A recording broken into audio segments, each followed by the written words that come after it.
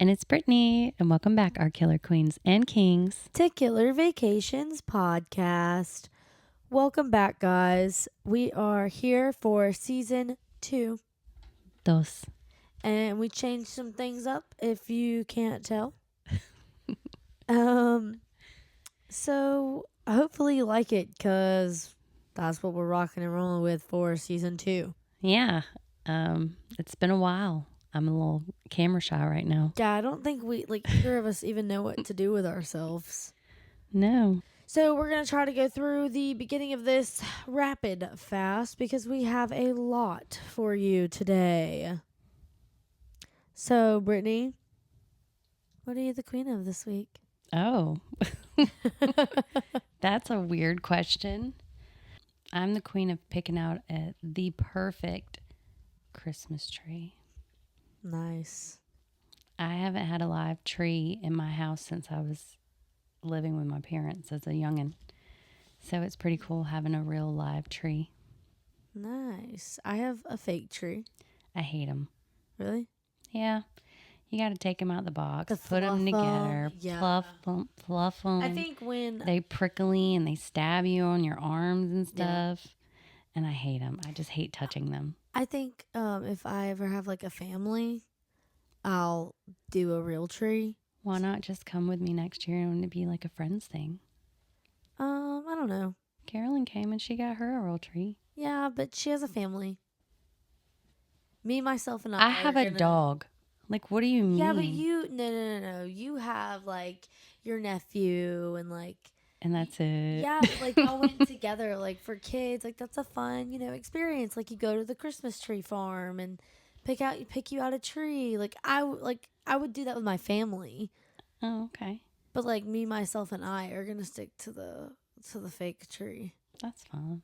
It's cute. I love my tree. Nice. I'm just hoping the dog doesn't pee on it. Yeah. While I'm not home. Like, yeah. I had to tell him. We had to have a talk. And I'm like, this is no. Like, you don't even get near this. This is no. So do you have, like, a theme for your Christmas tree? Or do you just, like, throw a bunch of stuff on it? No, I do the theme. You do a theme? Yeah. So you're going to use the ornament that your client gave you? Yeah. Oh, I still have, like, personalized ornaments on there. Okay. Yeah. But not, like... See, I'm picky. I have, like, sentimental ones. And, like, I do have ones that I've had made for, like, my dogs. Yeah. And stuff. So. See, I won't... it's strictly theme. Like, this year's the Grinch. Nothing... Yeah. I don't like them old ornaments or, like, the tacky, like, everything. I'm a sentimental person. But I will, like... So it has to, like, match and everything. But, like... I'll put, like, the ones, my sentimental ones, like, in the back. Yeah. They're still there. They're still there. They're just see in the window. It's right. for people going by on the outside. Right. Yeah. I'm not ready to pull all the Christmas stuff out, but I kind of am. Well, so I left all of the Thanksgiving stuff up because I hosted. So I'll say I'm the queen of hosting. So I hosted this week, or I hosted for Thanksgiving. And I think I did a pretty darn good job. The pictures are cute. It looks like y'all had fun. It looked fun. It looked good. Thank you. We played cornhole, and me and Nick beat everybody. Of course. Oh, we are the reigning champs of Thanksgiving cornhole, and nobody can tell me shit. Of course, if you were on the team, you won. Of course. I'm competitive. And for a while, Nick was carrying the team, but I did pull my fair share. Okay. I can sink cornholes once I get the hang of the boards. Yeah, you gotta warm up. The boards and the bags. The boards and the bags. And then I'm gonna whoop your ass. We'll see. We'll have to get together and play some cornhole. Absolutely. I'm always down for cornhole. Did you have a good month that we were off? I did. Everybody was like, when's the next episode coming out? And I'm like, in December. People were like, are you okay? I'm like, we're fine. We were overworked and needed a break. I know. I don't think I had...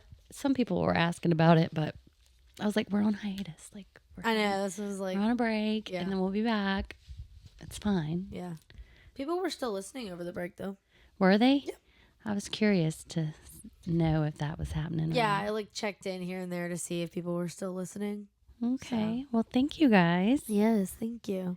I love it. Well, we're back and we're better than ever. So do you want to go ahead and jump into in the headlines? Sure. Sweet.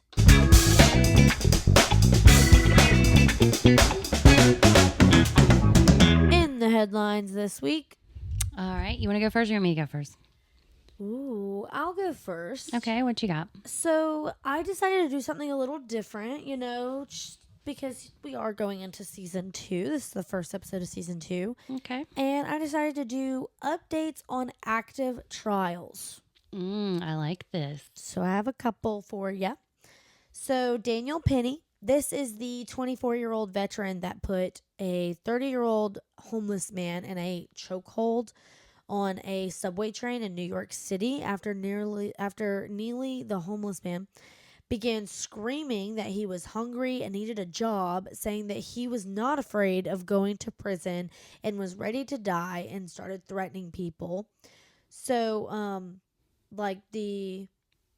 Daniel Penny, he's the veteran, and he was basically okay. Right. He was like, okay, well, let me put you down. I had an encounter like this, but we're not gonna talk about it. Where this guy was like, I'm gonna put him down. I'm gonna put him down. It's okay. Don't shoot.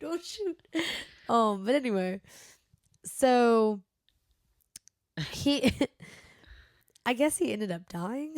Oh God! Stop. He died. Yeah. So I feel bad for laughing. Well, so I didn't know that happened. Sorry. Yeah. I thought so. They had just wrapped up the trial in that case, and the final witness revealed that Neely had an open warrant, and Penny's chokehold was not the cause of death. Okay, good. Yes. Good. So it sucks that he had to go through all of that, though. When he was doing the right thing, he was just trying to protect people. Yeah. And then he had to be arrested and go through trial, just for you know what I'm saying. Yeah, I mean it was. Yeah, I guess it was necessary. I just think that's ridiculous. He was doing, first of all, he was doing probably what he was trained to do. Yeah. He's a veteran. So, you know what I'm saying? Yeah, but was there if it hadn't have went to trial, an immediate threat. I'm saying if it hadn't went to trial, would there have been issues he didn't get in trouble after choking this guy out? Well, no, I think they should have come out. What I'm saying is once they figured out that the chokehold wasn't the cause of death, it should have been let go. It should have been released. Okay, this was not the cause of death. Yeah, it is what it is. You know. So yeah. I don't know. So what happened? He was let go. So yeah, cleared. He is cleared now. He is cleared now. Thank goodness. All right, now this one is a hot topic with the Netflix docs coming out and everything else. And then with the election, I guess the new governor or whatever has a different view on it or something. I don't really know. But the Menendez I knew brothers, it. I knew you were going to say that. So the Menendez brothers, the judge seems to be delaying resentencing as of right now. So we are just waiting on that. Okay. You think they're still going to get out? I hope so. Yeah. I hope so. I think a lot of people are hoping they're going to be out before Christmas. Some people are so they're doing two different things right now. They're doing either the resentencing or the pardon. They can get one of those. Yeah. And so we're just waiting on that basically.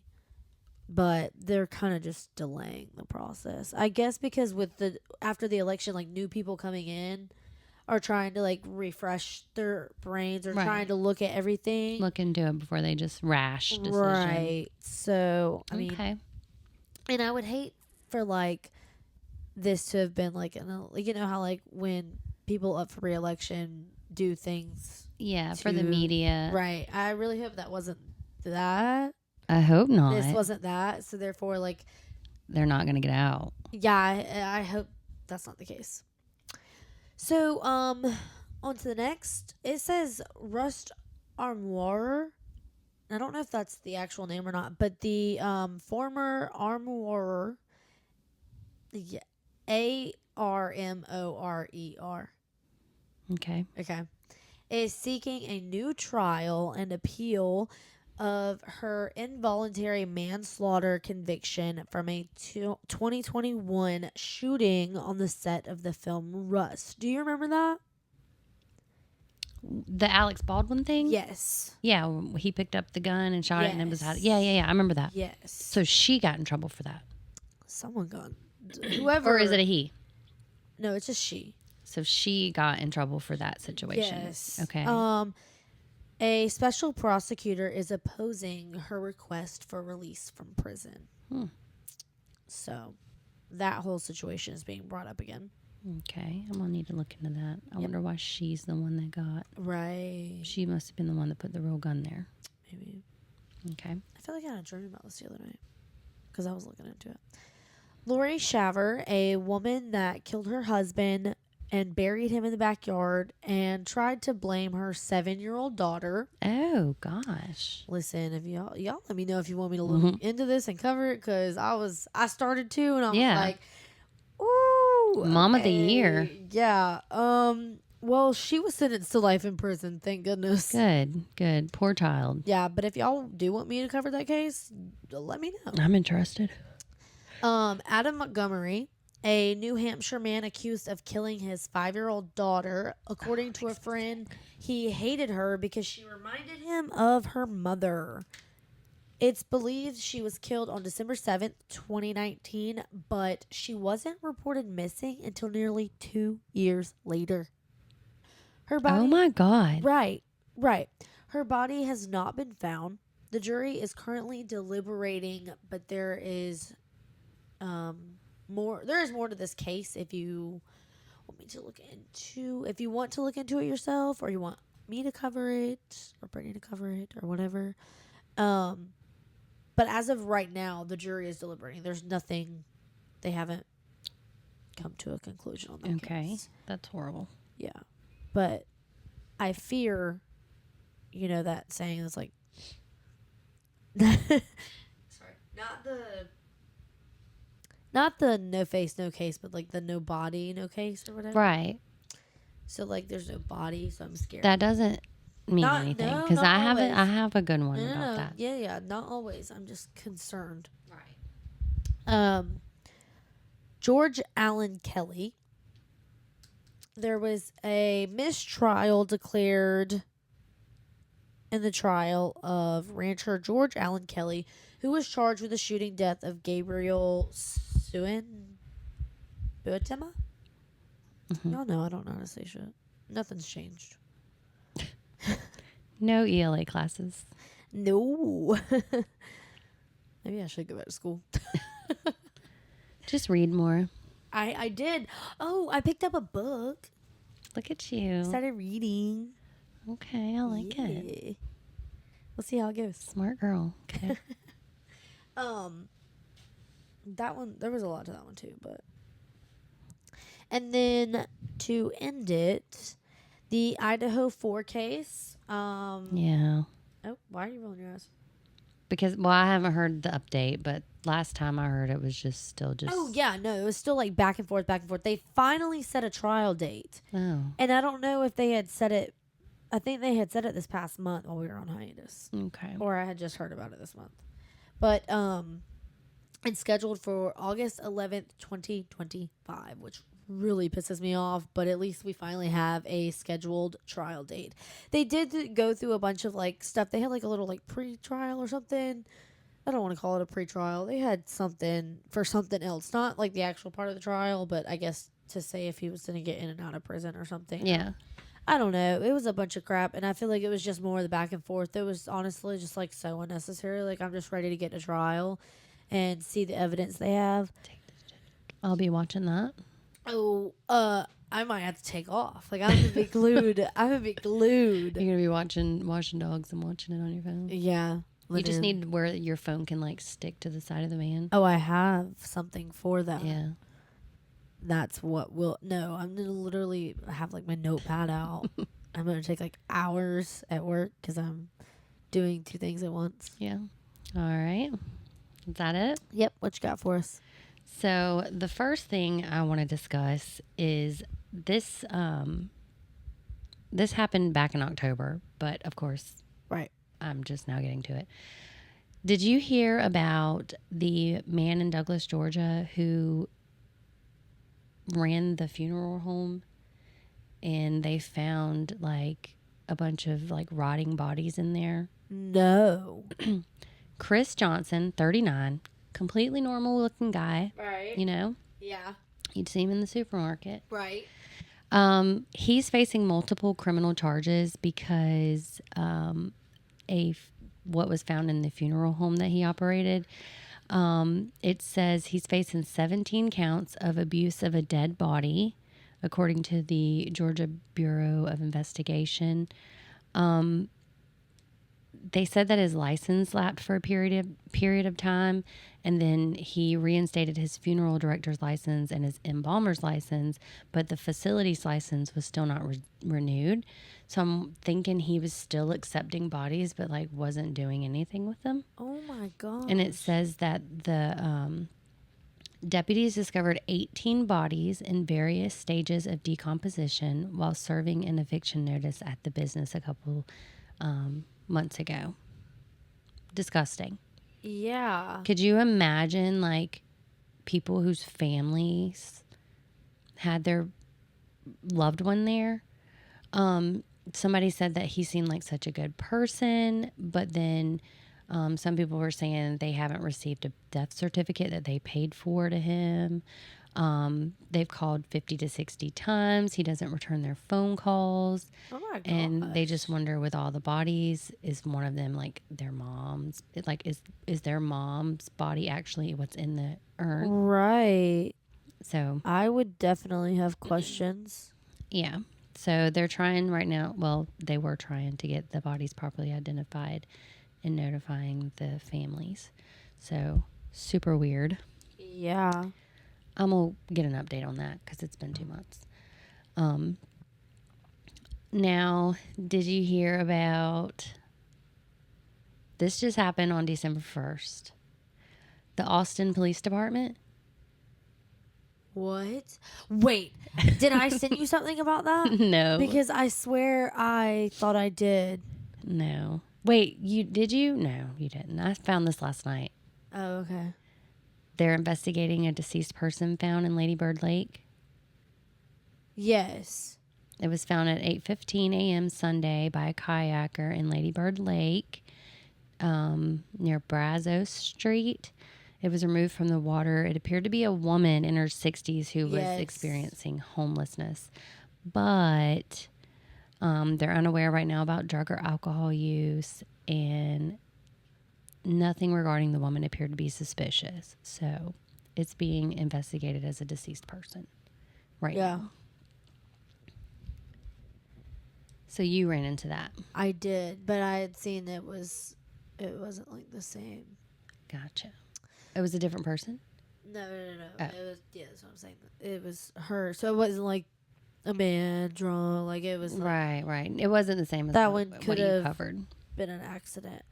But okay, so I am appalled at what just happened in Aiken. Yes, I'm so glad you talked. Oh. I knew I was forgetting something. Oh, thank you, Brittney. The separated wife of a 43-year-old man has been charged with murder in his Aiken County shooting death, according to authorities. Greg Bauman was pronounced dead at 6:30 p.m. Sunday at the scene of the shooting on the 1000th block of Pride's Crossing, which I have a friend that was his next door neighbor. Oh my gosh. Arrest warrants were released Monday morning. The local veterinarian, Jennifer Carey Ray. They were both vets. Yes. At the Hitchcock. And I think they were the only ones. What? They were the only vets like there. The only vet? I think. I mean. Well, basically, Bauman and Ray co-owned Hitchcock Animal Hospital at Trail Ridge Road. Apparently, they separated August 29th, and he had filed for separation on August 25th in a matter that was awaiting mediation. The filing states that he believed he was entitled to a decree of separate support and maintenance from Ray, and he was not seeking alimony or spousal support.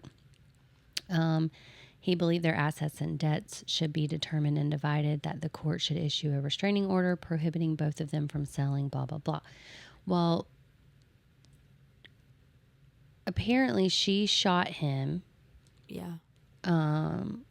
Several times, like in the back and after he had already been on the ground. Like, she shot him again. From my understanding, she shot him. She shot him in the front and in the back. And I'm sorry, but if you shoot someone in the back, you can't claim self-defense. No. Especially as many times as she shot him. Yeah. Now, y'all, this is like our local town gossip right now. Yeah. And I went on the Hitchcock's Facebook and like, she looked like a nice lady. Yeah. Like holding the animals. Like people were like, she was so sweet. I'm friends with someone on Facebook. We went to school together and she works there for her. Oh my gosh. And it was funny because she did like a post like talking about them and like talking about like Greg. And she's like, obviously like nobody's perfect, but like he was a nice guy. He had done this, and this. He was a great guy. And as for Jennifer, she deserves what she gets or something like that. Yeah. And I was like, imagine saying that about your boss. Right? That's crazy. I wonder if they're all going to lose their jobs. I mean, probably. I was wondering that too. But like, because like I said, I think they're the only vets that work there. So therefore, being the two bosses, one's dead and one's in jail. What do? I guess maybe you try to get another vet in there. Yeah, but like, who has the authority? You know what I'm saying? The authority is gone. Yeah. She'll probably have to make some kind of decision about the place. I'm sure like they have to have like a manager of like the staff that would make some type of decision, surely. I don't know, but I can't believe she killed that man. That's crazy. She was pissed. I bet he had I don't know. I don't want to speculate. But she was mad. I'm sure she I don't know. Maybe she didn't want to split 50-50. Guys, listen to me right now, okay? Killing your spouse is never the answer. No. Never. I mean... no. Unless it's self-defense. Okay, yeah. Self-defense. You never want to kill anybody, but if you have to. If you gotta. I'm just kidding. You know. Self-defense. But I'm telling you, that was not self-defense. No, that was a heated argument that turned into rage, and she was like. Yeah. Yeah. That's crazy. Loco. Yeah. I don't think I could ever... And that many times, like shooting him as many times as she did, that was like rage. Yeah. That was like, people don't be believing the snapped shit is real. No. Like, it's real. But I mean, but also like as a female, I'm like, okay, what did he do to push her to that point? Right. But lately, because it can be very opposite. And I didn't realize that until lately. I'm going to go ahead and let you guys know that. Lately, I have discovered a lot about women. Oh, good. And they're not all like myself. No. Some of them are actually kind of crazy. Crazy psychopaths, bullies. See, I did beat up on men. Yeah. Like, they can be the abusers, which I mean, I knew that. I just didn't know it was as common as it was. Oh, I'm about to... Don't talk to me a certain way. You're getting backhanded. Yeah. I'm kidding. Okay. I'm so kidding. Yeah, no, you wouldn't. I wouldn't. I can't. I'm like, sure, Brittney. Okay. Whatever you say. Anywho, so listen, do you remember the Naresh bot lady that went missing a while back? Like she went missing and nobody knew where she was, and the husband was being accused, but there wasn't no body. Yeah. So I talked about it. Well, so he was actually indicted Monday morning by a grand jury. Okay. Months after Manassas Park mother and nurse. Her name was Mom to Kaffel Bott. Yeah. She disappeared, and her husband has officially been charged with murder. Oh. His name is Naresh Bott. He was he got 2 new charges: first-degree murder and physically defiling a dead body. Wow. But they still have not found the body. The body is still has not been found. I guess because he tried to sell his Tesla, and then he was seen coming out of like Walmart with cleaning supplies. Right. A couple days later, and they found where he had Googled, how long after your spouse dies. Oh my gosh. Can you get remarried? What? Yeah. Or something like that. I mean, like the next day if you want to. I'm just kidding. Yeah.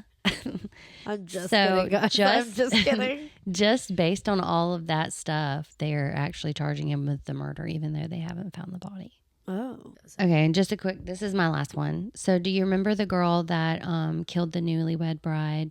The DUI crash on Folly Beach after the bride had just got married? Oh, yeah. Jamie, yeah. So a judge sentenced her, the woman who entered guilty pleas to multiple charges in the 2023 DUI crash on Folly Beach that killed a bride hours after her wedding and injured 2 others. Jamie Lee Komorowski was sentenced to 25 years in prison. Good. After pleading guilty to 1 count of felony DUIs, 2 counts of DUI causing great bodily injury or death, and 1 count of reckless homicide. Judge Deidre Jefferson sentenced her to 10 years for the reckless homicide charge, to 15 years for the 2 DUI involving the injury, and 25 years to the charge of felony DUI with death. Because the sentences are concurrent, she faces a total of 25 years. But for some reason, they let her out. Like, she left. Yeah. I guess they're waiting for some reason, because they had like pictures of the news, like getting her coming out of the courtroom or something. Huh. It says that she was speeding at 65 miles an hour when she struck the golf cart occupied by the newlyweds, Samantha Miller and Eric Hutchinson, and 2 of the Hutchinson's family members. And so this was them. They were so cute. I know. That breaks my heart. Yeah. But that's it for my In the Headlines. Okie dokie. I'm glad she got 25 years, though. Me too. I'm glad. Yeah.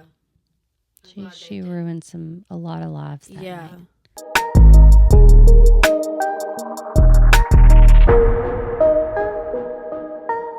Leta Lynn Cordes, a vibrant bombshell, spent her early years in a band in LA in the rock and roll scene. She was a single mother to her son, Rory. She had a big voice to go along with her big personality. She could get through any VIP line. She hung out with bands like Motley Crue and Poison. Isn't that cool? Yeah. Okay. I know they do. She didn't let anyone hold her back from her dreams and was on the way to making it big. But then came Frank Cordes. He grew up in Germany. Always a man. I know, right? He grew up in Germany and moved to the US of A when he was only 18. And it wasn't long after moving here that he met Leta. I want to say he was like 19 or 20. Okay. Frank was 7 years younger than Leta. They were completely different. He was a computer programmer and a little wallflower.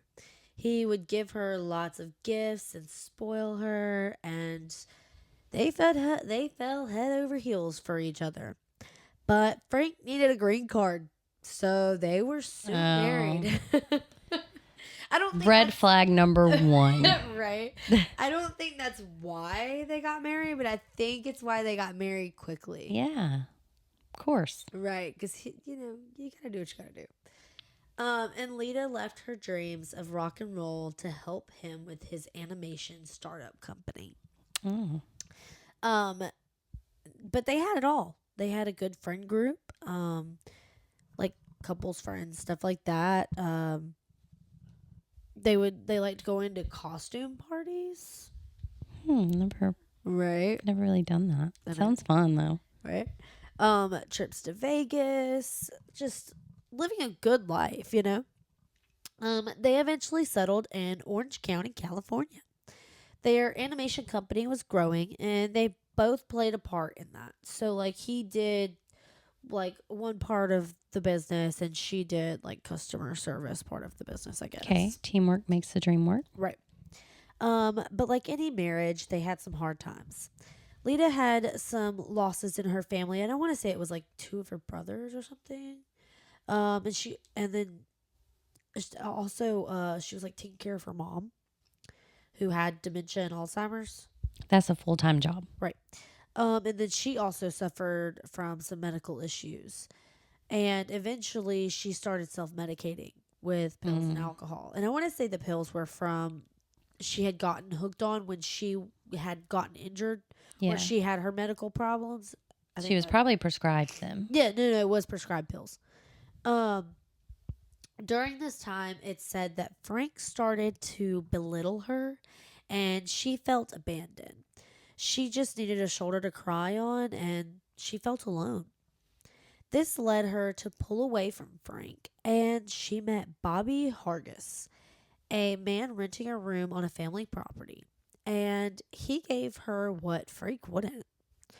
Well, Frank became suspicious, and he started tracking her.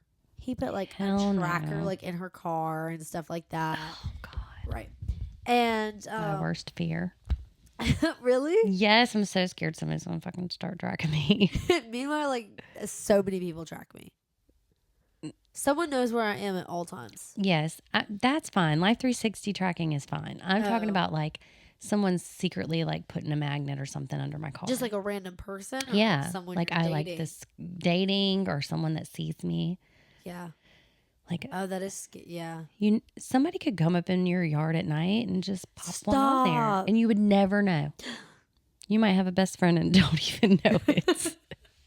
Now I'm gonna be paranoid. Thanks. I know. All right.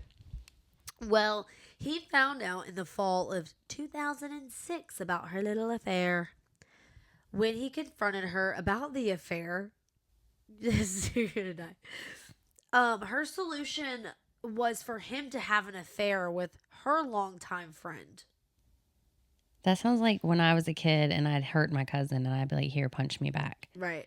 Like, here, go, right. go do my friend. Her solution was, okay, well, I had an affair, so you go have an affair with someone that means a lot to me, and we'll be even. Everything will be cool and copacetic. She's crazy. Literally, I would die. Yeah. Stay away from my friends, okay? And he did it. Of course he did. He's a man. Oh, okay. But it definitely didn't help. Mm-hmm. It probably made things worse. They had been married for about 20 years at this point. Oh, they weren't even feeling it anymore. Oh, it was all going downhill. Divorce was brought up. They spoke of splitting up things, and they just started fighting a lot. So Frank called the cops one night on Leta, saying she had become violent and chased him with a hammer into his office. Hell no. Hey, I mean, that's crazy. That's crazy. I don't think I've done anything like that. I'm trying to think. I don't think I have. I have thrown things. Oh, I've thrown things. Like towards them. Yeah, 100%. But I don't think I physically have wanted to like hurt them. I've wanted to, but I haven't. I haven't wanted to. Yeah. But sometimes, like, as a woman, you need, like, a hammer or a knife. Go to a range or a frying pan. Yay. Because they're stronger and bigger than us. Right. You know? Yes. I need you to get away from me. Like, if you won't get away from me, like, I have to make you get away from me. Right. So maybe he wouldn't leave her alone. You have to sound... I mean, I don't think I've ever chased anyone with a hammer. Maybe that's all she could find. I don't think I've ever chased anyone. I haven't chased anyone. That's what I'm saying. I don't think I've ever chased it. I would never chase someone. No. Like, I could run away with a knife in my hand or something. I don't know. Stay away. I don't know. Yeah. I've poured an entire pitcher of tea on top of No. my ex-boyfriend. Yeah. That's like I grabbed it out the fridge and I just like dumped it right over the top of his head. Oh my gosh. And then I was laying in my bed getting all comfy and ready for bed, and he came in and dumped the other pitcher on top of me in the bed. In the bed is crazy. I was so mad. Oh, that would make me so mad. It was horrible. Those were the days. Were they? Those were the days. I don't miss those days. I don't either, but it was a lot. Yeah, I don't think if I ever. It made me who I am today. No, definitely build a lot of character, but I think if I was ever, like, I could never be in that situation again. Like, if it came to that, I'd be like, you got it, I'm out. Yeah, no. Now, oh God, I don't you're gone. Yeah, immediately. No, immediately, like, get out. Okay, anyway, but so I guess like the police like de-escalated it. There was no arrests made. It was, whatever. Okay. And at then something changed. Maybe they were like, okay, this has gone too far. Yeah. I don't really know. But they decided they wanted to make it work. After, maybe that turned him on. Maybe he liked that crazy shit. I don't know. Okay. So that's when they decided they wanted to start to build their vacation home in St. Maarten. This is toxic. As fuck. On the hillside overlooking the ocean. They picked out everything for this house together, like every step of the way. By the end of 2007, their marriage seemed to be back on track. Of course it was. Leta Cordes disappeared on January 11th, 2008. Who? Leta. Oh, okay. Leta and her husband Frank had just got done building the dream home in the St. Maarten in the Caribbean. St. Maarten? Yeah. St. Maarten. I'm white as hell. Sorry. It was just after Christmas when they left to go down there. St. Maarten is a small island in the Caribbean that is actually divided between two nations. Okay. The entire island is only about 34 square miles, but the population is about 77,000 people. They're on top of each other there. Like, what I imagine is like, like Greece, like how like it's stacked. Yeah. That's how I imagine it. I don't think that's how it is. But then again, I don't know. I actually want to go to St. Maarten for some reason. Let's go. We should. I actually thought we were going on our cruise. They have cruises there. Huh? Let's do it. Or, so there's two sides of it. One is called St. Maarten. Uh-huh. And the other side is called St. Maarten. St. Maarten and St. Maarten. Okay. Yeah, it's like one of them's like with an N, and the other one's like S-I-N-T. Sint. Yeah, like that. It's like the Las Vegas of the Caribbean. Okay. So like this sounds pretty cool. The two different sides are like two different vibes. Right, because so let me tell you. Okay. The side that's on the French side is called St. Maarten. Yeah. And then the southern Dutch side is St. Maarten. Oh yeah. Maarten. Love it. Okay, yeah. Okay. So now Leta and Frank did not plan on making this their permanent home, because just because they were building a house there doesn't mean you get a visa there.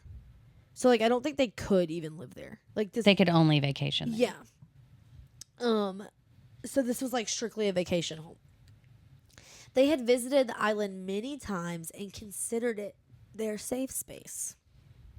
Oh, he made sure she was real comfortable, didn't he? No, I'm just saying.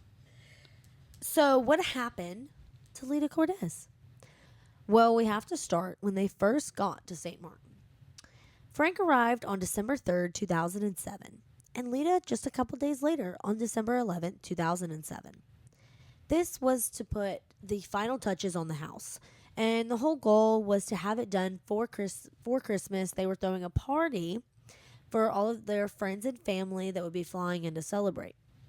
And it did. It did get done on time. And friends and family came in and celebrated. Everyone had a great time. There were no problems. They had a potluck. Everyone brought something. There was, the friends said there was like love in the air. They were telling their friends how much they needed each other and they loved each other too much to separate. And everything was just really good. But then everything comes crashing down at some point. Right. My life motto. It's kind of like before you pass away. You get really good and you're it's almost like you're coming back. Yeah. And then you die the next day. Are you okay? No, I'm saying that's what that reminded me of. Oh, okay. Is someone dying? No. Okay. But I'm just saying it was like everything was great and wonderful and amazing. Right. And then boom, she's gone. Oh, yeah. Yeah. It was just a weird comparison. It was in my brain. Yeah. But then on January 9th, Leta called her friend saying she wanted a divorce. Right. So quickly. Right. So apparently, Frank accused her of still having the affair with Bobby. And he was frequenting brothels. Ew. Right. That's nasty. Right. So Leta tells her friend that she would take the vacation home in the divorce. She loved it too much. Then comes January 11th, the morning. That morning, they had been arguing, and Frank's mother was supposed to be flying in from Germany. But by the time Frank went to pick up his mom, it said like things had like kind of cooled down. Like they were fine. All three of them went to dinner together on the French side of the island. And then they had like a maybe unexpected promptu gathering in the parking lot with some friends. Pulled up some plastic chairs, played some games, drank some alcohol. I love that. Right. That sounds pretty fun. They both ended up having a lot to drink though, but Leta was worse off because she was still mixing pills with her alcohol. So she had fallen asleep on the way home. He had put her in the back seat. So he drove. His mom was up front. She had fallen asleep on the way home, and when they got back to their house, according to him, she apparently wasn't ready to go in. So he left her in the car while he and his mother went inside. Okay. And the neighbor actually saw her sleeping in the car around 9:30 p.m. on the 11th. But that would actually be the last confirmed sighting of her for anyone to see Leta. Sleeping in the car. Sleeping in the car around 9:30. So according to Frank, she later ended up waking up and told him she wanted to go out and wasn't ready to end the night. She had had her little nap and she was, her second wind had come. So Leta wanted to go gambling, and that wasn't out of character for her because, mind you, once again on this, on their side of the island or whatever is like the gambling. There's casinos, like it's very normal. Yeah. And she liked to gamble. So, she did it often, and there was a casino at the bottom of the hill they lived on called the Westin Resort. It was a hotel casino. She asked for the car keys, but Frank refused because she was still a little drunk after all. And he says he did offer to drive her there. She refused, so she decided to walk on foot. And I want to say this is about a 10-minute, it's about 10 minutes away. And I want to say that's 10 minutes on car. So probably like a 20-minute walk, 30-minute walk. Yeah. I mean, but if she's drunk and stumbling, I couldn't make that. No. I don't know. I don't know. I was going to say, I don't know. I've been lost in Atlanta and found my way. I'm pretty sure I've taken some drunk walks in some random places. Not to be proud of. No. Wouldn't change it. Bill's character making memories. That's right. According to Frank, after a couple minutes, he decided to go after her to either make sure she made it safe or convince her to come home. And that was around 11 p.m. Okay. So Frank leaves about 10 to 15 minutes later after she had left. And he says he didn't see her, so he assumes that she made it to the casino, and he goes back home. But there are 3 sides to every story. And, it's like my side, their side, and the truth. Or whatever it's called. Yeah. You know what I'm saying? Whatever it's called. You know what I'm saying? Yeah. The same. And one of those sides was the phone records that tell a different story. Oh, I like it. So, according to phone records, Leta called Bobby around 10:30 p.m. that night, and she tells him about a fight she and Frank had about him not giving her money to go gamble. And she tells Bobby that she told Frank earlier that day that she wanted a divorce and would be taking half the money. Now he was like, you got me messed up. Yeah, when it comes to money, that's always a motive. Always a motive. Money is always a motive. After that phone call, she was never heard from again. I think he said like 22 minutes or something went by, and he was concerned, and he was like, well, maybe she was just walking.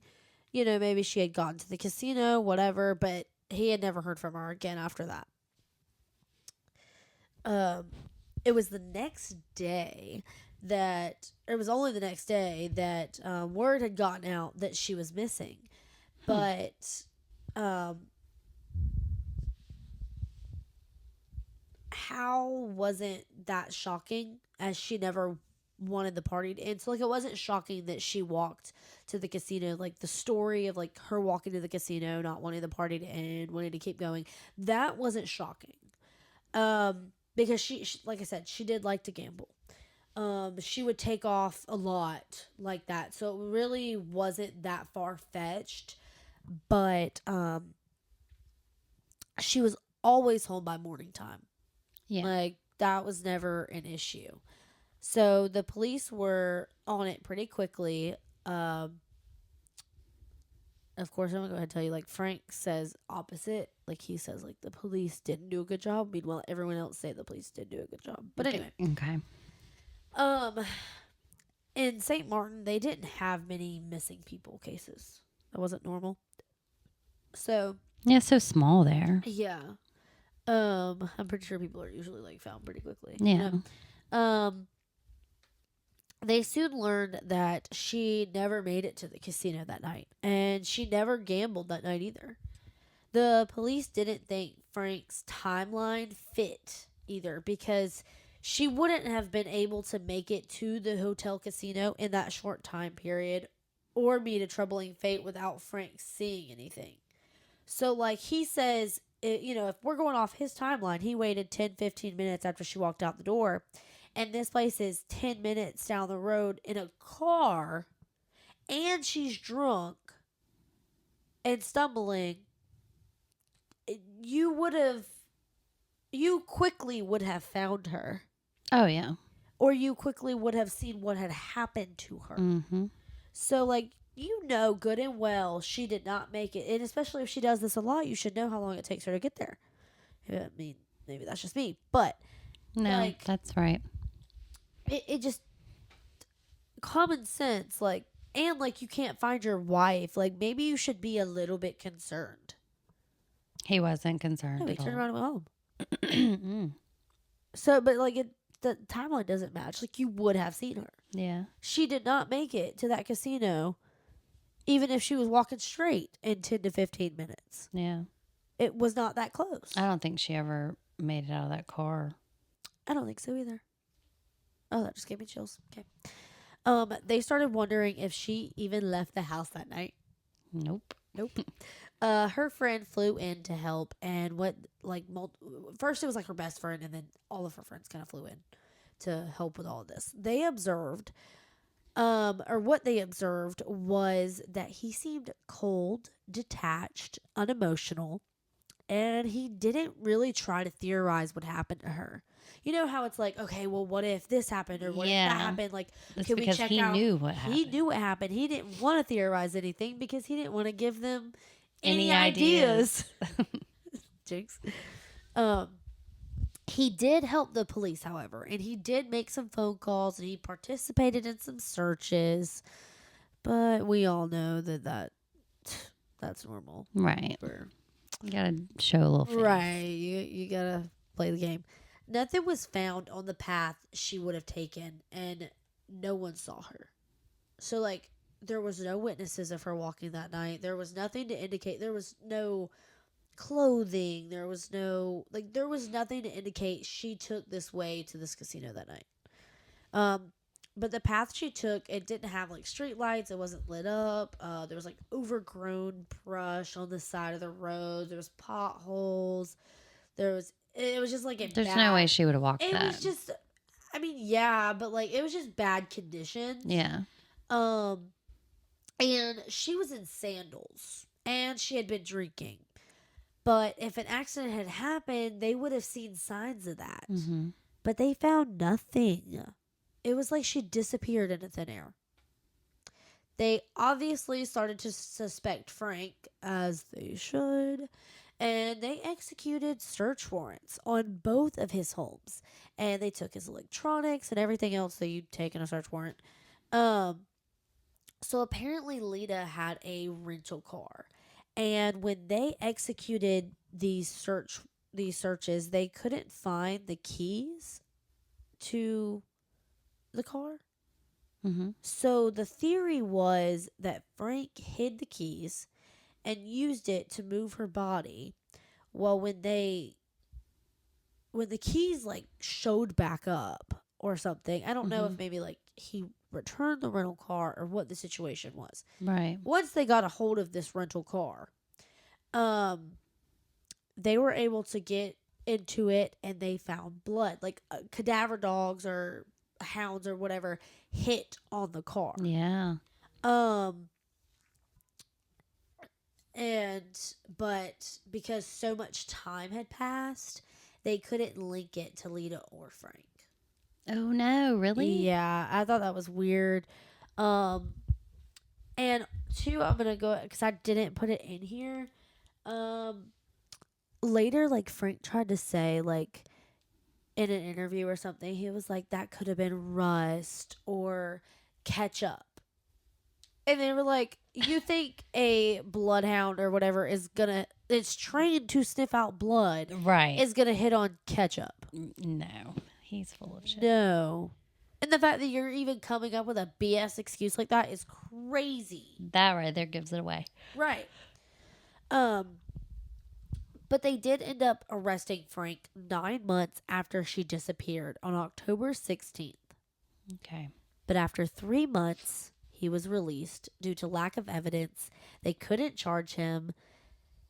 And the investigators still consider him a suspect, possibly the only suspect in her disappearance.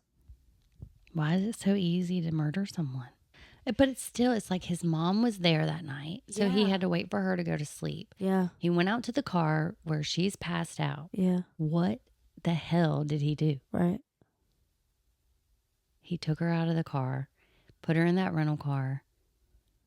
Where did he take her? Like, I need to know. Oh my gosh. What if she was already dead when the neighbor saw her, quote unquote, sleeping in the car? Yeah. What if she was already dead? What if she OD'd and then he just hit her body? Maybe, but then why would there be blood? Oh. So he probably hit her in the head. Yeah. Moved her into the rental car, took the rental car somewhere. The somewhere. mom drove back with them. Right. So he waited for the mom to go to sleep. Yeah. And then he went out to where she was in the car sleeping. Yeah. Or maybe by the time she woke, like he took his mom in and his mom passed out to go to sleep. And then she woke up and they got into this altercation because remember she couldn't have been dead because she called Bobby. The phone records say that she called Bobby and had this conversation. Okay. So maybe he overheard that conversation. So maybe he went out to I know what happened. Okay. So his mom's asleep, whatever. He goes out to the car to check on her to bring her back inside. And she's on the phone with Bobby. He overhears it and he kills her out of rage. And then he's like, what do I Puts her in the rental car? Yep. And takes her somewhere. Yep. Brings the rental car back. Cleans it out. Has Quote, it unquote, cleaned. loses the keys. Yep, that's what he did. But I will say, it said that they didn't search, because he even says that the police didn't search his stuff until like days later. Mm-hmm. And mind you, like, I don't think he left the house or whatever. So therefore, he didn't look like he would have been dumping the body in it. And the theory is him losing the keys or whatever. Her body was in the car, because they also theorized that he put her in something easy enough to be able to carry her and move her. So she could have been in a suitcase in the back of this rental car, and that's how the blood could have gotten in there, because she sat there, and Yep. And oh my gosh, I know what happened to her. That's crazy. Now we just got to figure out where she's at. Yeah. Buried in a suitcase somewhere, or burned. Right. So in February 2009, a group of more than 50 people showed up to search this beach area. And this group included like her best friend, her best friend's son, her son, like the local authorities. Like, she had kids? She had the one kid. Oh yeah, okay. Before it wasn't Frank's kid. Okay. And they were hoping to find her body in this beach area. And I read something that was like, they had a dog hit on an area, and they were like, we found her, and then they started digging, and it ended up not being anything, and so they never found her. And they say they have little hope unless someone comes forward, but they still have never found her to this day. He's the only one that knows. He is the only one that knows. I feel like someone would know if he like took a boat out. You know what I'm saying? Yeah. So I'm thinking she has to be buried somewhere. And I feel like one day she'll be found. Yeah. 2009. Yeah, it's a long time. She'll be found in the next 10 years. Frank now lives free and leads a quiet life. And Leta's mother ended up passing away from lack of care, as Leta was her caregiver, and she had dementia and Alzheimer's, so she died not knowing why her daughter didn't come back for her. Oh my God. I know. Right? That's like the old people in the home that are like, where's my mom? Yeah. And like your mom's dead. Right. You can't tell them that. Right. So she's probably like, where's my daughter? She probably calls her name. Yeah. She's calling her name. Leta, where's Leta? Why'd she leave? She was dead. Yeah. That's sad. Yeah. Screw him. Yeah. Where's he live now? Nobody knows. I didn't. Is he still there in that home? I'm sure he probably sold it. Yeah, but I feel like if he sold it, then it would be, somebody would eventually find her. Why? Because maybe she's on that land somewhere. I don't think so. I feel like that would have been the first place they searched. Especially if you see like newly dug up areas. I could hide a body in my backyard because my dogs dug up my yard so much. So it would look normal. You know what I'm saying? Mm-hmm. Maybe when he built the house, he had this all planned. And there was a spot in the house that he put her in. I don't think it was planned. You think it's just a moment? I think it was a moment of... He walked out there and heard her on the phone with that guy. I don't think he planned that. I also don't think he would have planned it with his mom coming to town. Like, I feel like he would have planned that... Unless she was an alibi. Maybe, but I still feel like he would have... Clearly not a good enough one. You know what I'm saying? Like... Yeah. I just want to talk to him. If he planned it, I think he would have done it before or after his mom came to town. Probably after. I just want to be like, did you plan it or was it an accident? I think it was an accident. I mean, not an accident. Like when he killed her, I think he meant to kill her. But right. Like, I think it was like a crime of passion. Yeah. So she's never been found and he's living free. Yep. But he doesn't have, like, he never remarried. He doesn't have any kids. He just so. lives alone. No, because, well, when this happened, they were like, I think she was like 49. Okay. And he was so, I mean, not to say that's not, too old to. I wonder if he's on Facebook. You want to search him up? What's his name? I know the best friend's on Facebook. I can pull up her Facebook page. She posts about her. She does? Yep. What's his name? Frank Cordes. He probably deleted his social media. But that's when I say he lived like a quiet life, like he's not on social media. He's distanced himself from the case. Like, he wants nothing to do with it. Oh, okay. Yeah. I'm assuming because everyone knows he did it. He knows he did it too. Oh, 100%. Also, there's like this this beach that they have there. Mm-hmm. And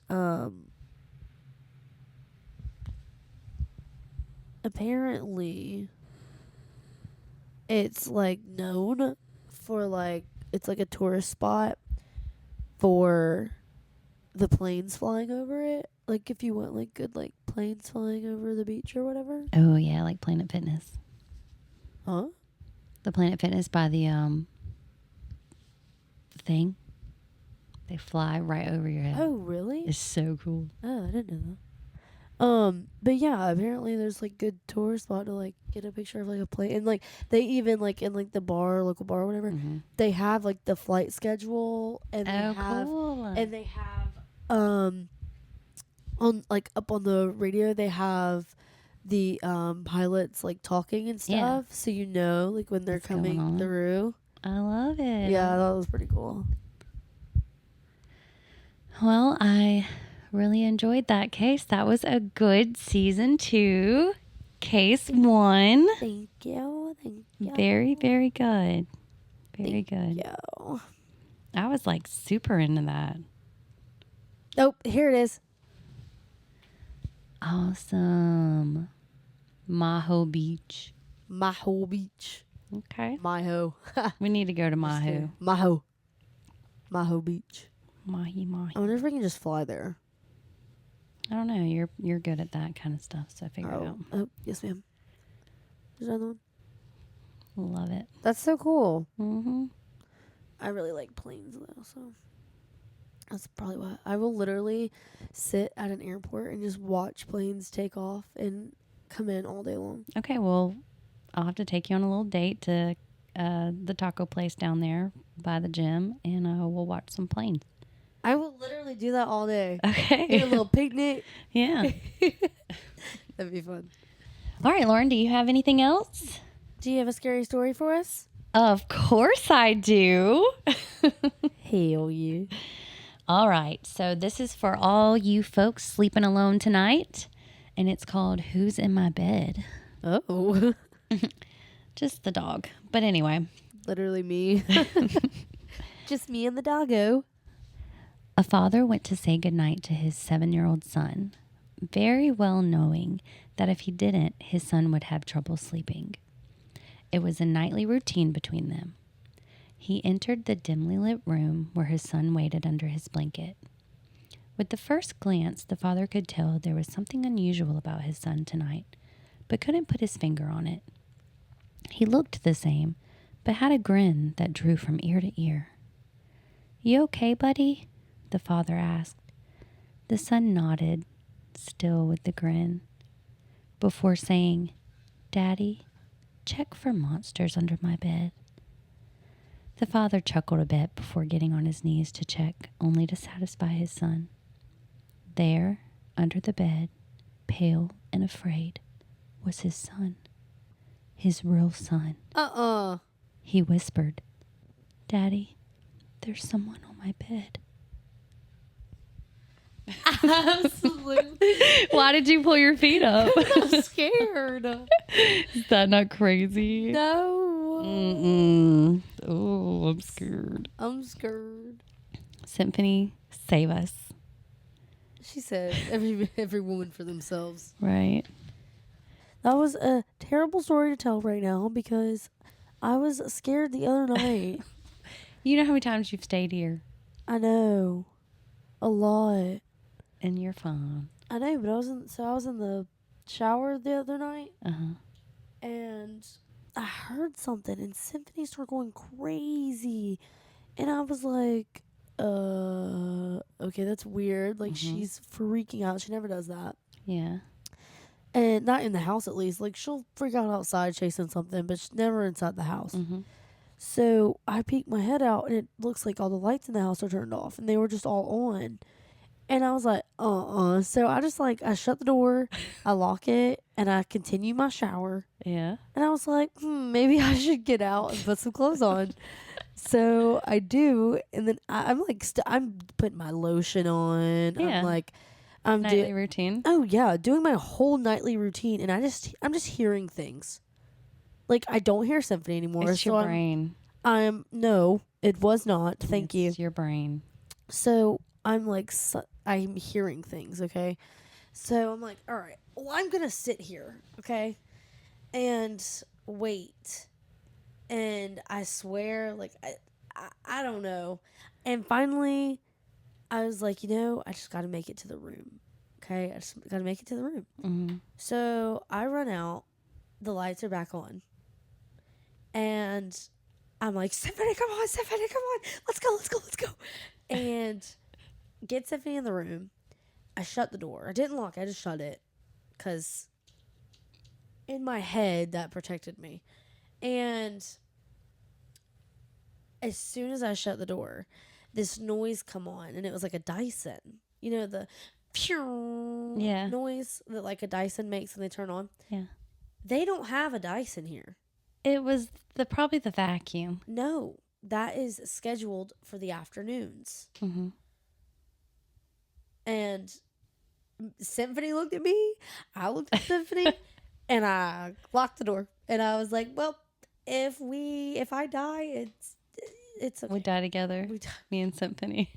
Me and Symphony are riding out together, I guess. Oh, I'm so sorry you had a night like that. I was scared. And then I woke up and I was like, that was a tad bit dramatic, huh? Yeah. You're fine. It's the story of my life. I couldn't do this. What? Stay in houses by myself. I stay in my own that aren't house. mine. Oh. Yeah. I guess it's because, like, it's always the same houses. Like, I don't stay at random people's houses. Yeah. But at one point it was new. No. Not this one. Oh. This is my, one of my old friends. So I've been coming to this house since I was a teenager. Okay. So it was just... Yeah. Casper. The friendly ghost. Was it friendly, though? Yeah. If it wasn't, it would have done way more than that. Well, now I'm scared. You survived last night. That was the other night. What about tonight? What if it's angry tonight? It's not. Okay. I'm going to take your word for it. It's not angry. I'll tell it when I leave. Okay. To not bother you. Okay. Sounds like a plan. Okay. All right. That's all we have for you. We hope you enjoyed our... We're back, baby. First case of the season. And we're going to be on Mondays now, so you can start your week with us. Yes. So you can turn your Monday frown upside down. Yeah. Get you a little spook and a little laugh and a little, what the heck are these girls talking about? Yeah. And all the things. You're welcome. Anyway, we'll catch you. We'll catch you every Monday. And don't forget to follow us on social media at Killer Vacations Podcast. And give us a like, give us a subscribe, follow us so you can get notifications every time we upload a podcast. Email us or DM us if you have any case suggestions or if you have any scary stories or anything like that. Send us an email at killervacationspodcast@yahoo.com. And just reach out to us. Yeah, reach out to us this season because last season you didn't. Wow, that was aggressive. You know what? I'm aggressive. Be aggressive. Be aggressive. Toodles. Bye.